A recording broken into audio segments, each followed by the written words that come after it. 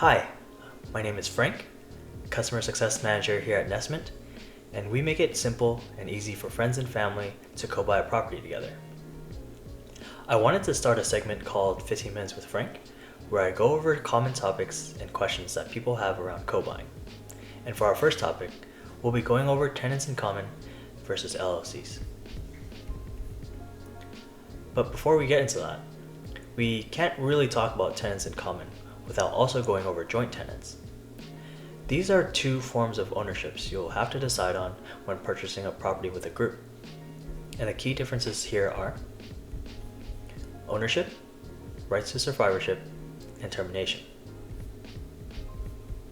So, for ownership, owning the property as a tenants in common, or TIC, means that each member of the group may own the property at different interests. So, if, let's say, my best friend Brandon and I were to buy a property as a tenants in common, I could be a 40% owner and he could be a 60% owner.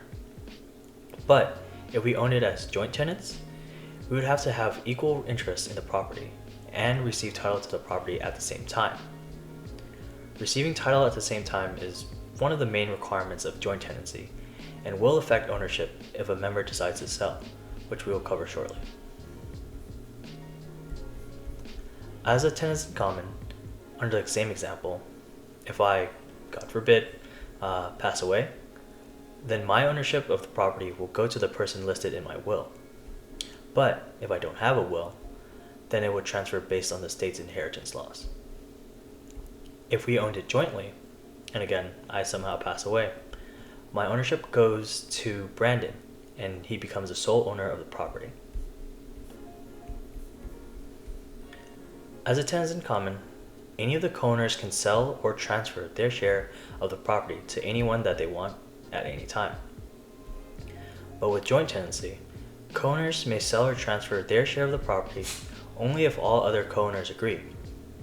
That means if I wanted to sell my share of the property to my other friend Steve, but Brandon doesn't agree to it, well, then that's too bad for me. On the other hand, if Brandon does agree, then Steve and Brandon are now co-owners, but the ownership agreement changes.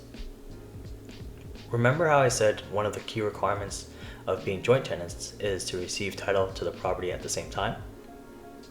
Well, since Steve is a new co-owner, but received title at a different time than Brandon, the ownership is now considered tenants in common.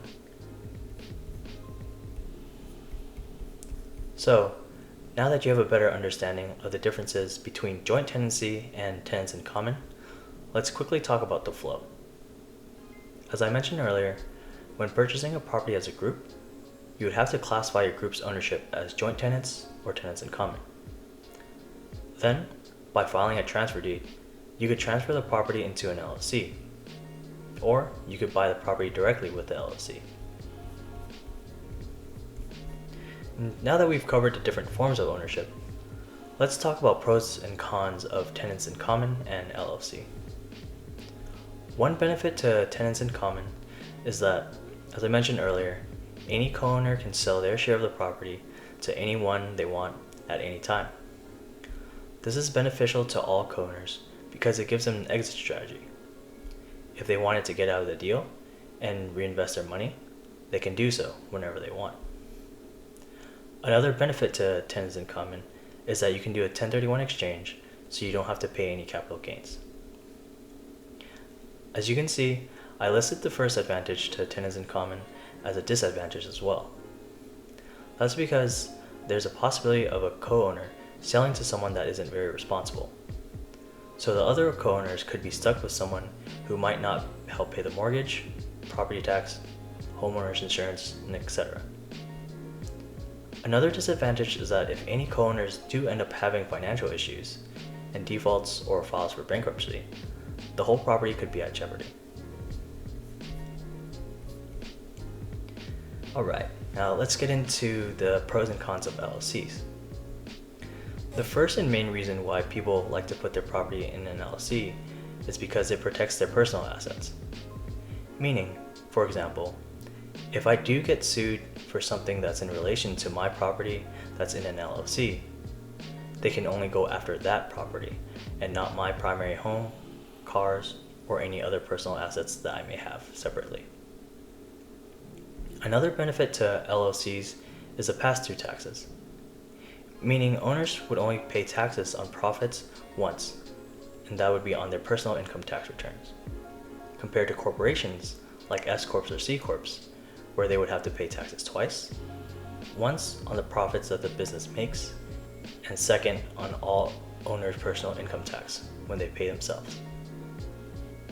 Also, if any co-owners want to transfer their ownership or bring on a new co-owner, it would only require a simple assignment contract between the members of the LLC, rather than having to fill out a transfer deed if held under a tenants in common.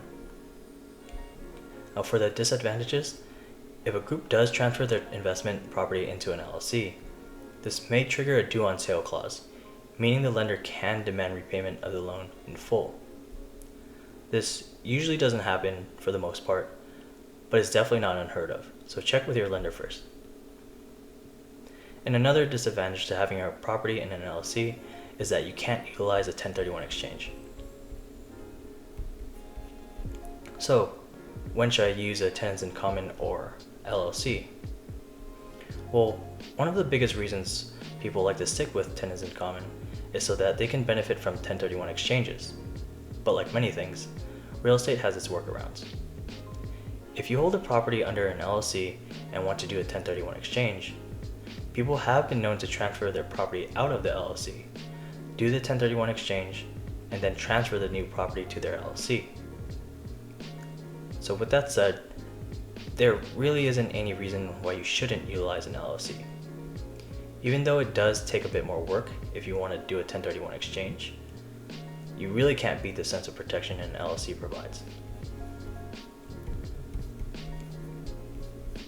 So I've been saying a lot of things around 1031 exchanges, 1031 exchange this, 1031 exchange that. Now, what really is a 1031 exchange? Well, tune in next time and we'll get deep into that. Yay.